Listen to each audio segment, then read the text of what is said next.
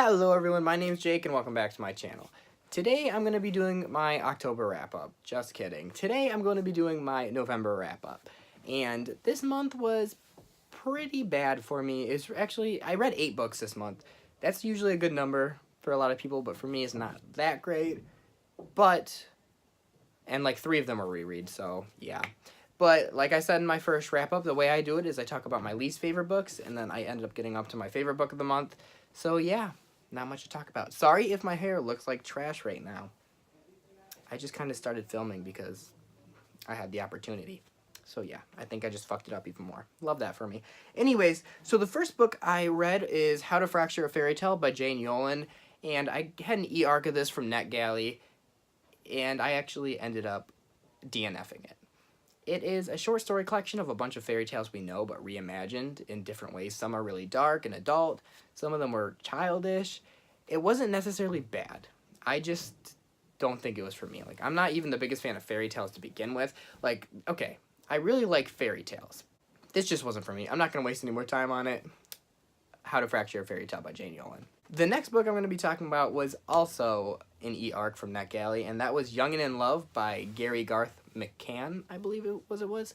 But this one was male smut, and it was written by a male author, so that's why I gave it a chance, even though I don't read smut. And so yeah, I remember why I don't read smut, because I really don't like it that much. But it had absolutely zero plot.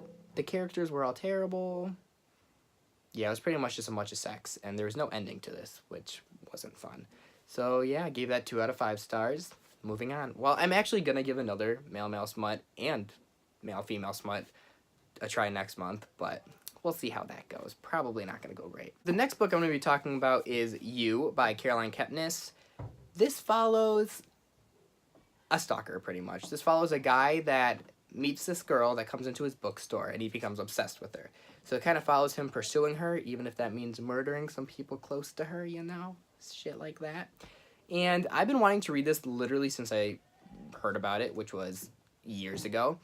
And I finally got to it this month and was kind of disappointed. I listened to this on audiobook. This was the only audiobook I listened to this month. But I just didn't care for it that much. Like, I am going to read Hidden Bodies because I care enough to see how it finishes, just because this book was so fucked up.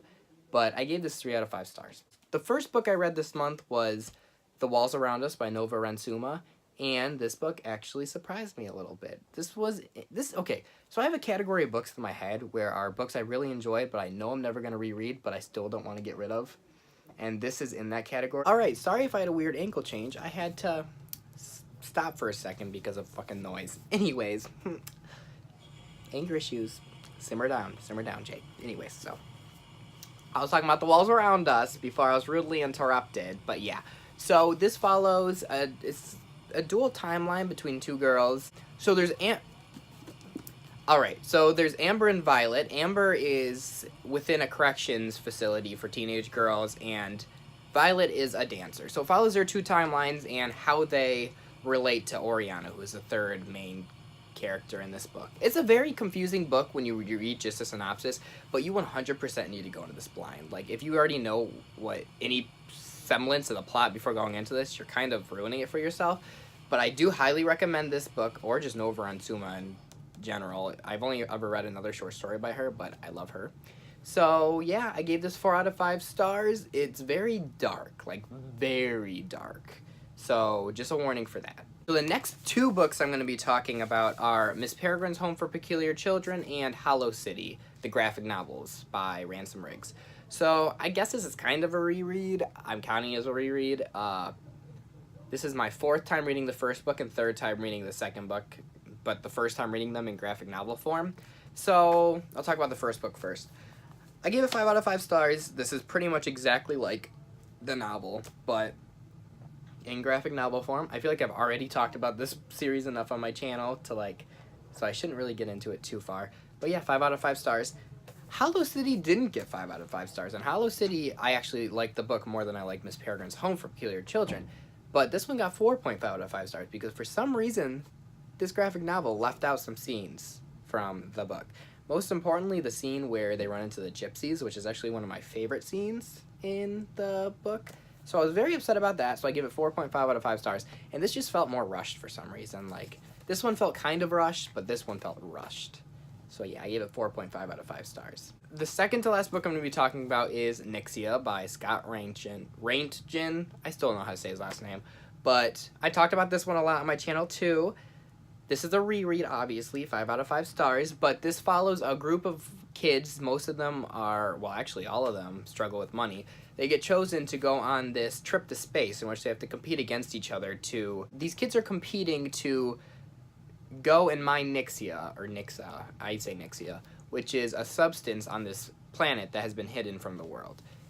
It's a very high-stakes story. Only 8 out of 10 of the kids or teenagers get to go on this planet, so there isn't a lot of people that will be eliminated beforehand, but it still is just, like, I don't know. I don't even know how to talk about this. It's fucking amazing. It's very high stakes. You just need to read it. Like, once again, you shouldn't know too much about this before going in. The ending of this book had me shook, and I really need to read NickSIA Unleashed, so yes. This is actually the most recent book I read, and my favorite book I read this month, which is weird because I feel like a lot of people have been giving this like 3 out of 5 star ratings. I buddy read this with Mayana from Mayana's Reads, and she gave it a 3 out of 5 stars. So anyways, it's The Last Time I Lied by Riley Sager, and I absolutely love this. Like, I could not stop reading this. This follows a girl who returns to her childhood camp. Well, childhood camp. She was only there once as a child. This camp that she returns to when she was a kid, her 3 cabin mates went missing. So she returns there to kind of find out more about that situation and try to get answers she couldn't get as a kid. But now she's almost 30, so love that.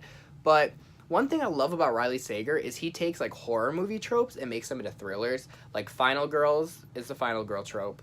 This one was like the cabin summer camp trope. And his 3rd book coming out, I feel like, has one too, but I can't remember what that is or what it's about. So yeah, not going to talk about that. But this was absolutely amazing. There was multiple twists that had me shook. I was on the edge the whole time. Like, a lot of people say this was boring. I think this was the opposite of boring. I thought this kept me enthralled the whole time. But yeah, so if you want to hear someone's opinion that didn't care for it as much, go over to Mayana's Reads channel. Or Olivia. Olivia Reads a Latte. I think she gave it a 3-star too. But it was fucking amazing, and don't listen to them. Just read it. Love that. So yeah, those are all the books that I read in November. Like I said, it wasn't that great of a reading month. Those were all within the first 15 days too. Like, I didn't read anything the second half of the month. But if you want to see a full review of any of those books, just let me know. I'll do a full in-depth, maybe spoilery review of them. I would like to start doing reviews on my channel, but I'm very bad at talking, so I don't know how that's going to go. I might do a review of The Last Time I Lied and You. I was thinking about doing reviews of those, but I'm not sure yet. So just let me know down below if you want to see any of those. Sorry if this video was short or if I didn't talk about the books much. I was trying to rush this video because tonight I didn't have much time to film, so I was just trying to get it done within this time frame, and I need a video to go up tomorrow because I'm terrible and don't film things a lot, which I really need to get better at. I want to start filming for a 2-day schedule, like 2 days a week. Tuesdays and maybe Fridays are what I was thinking about, but I'm not positive yet. As of now, I'm just filming and posting whenever I can.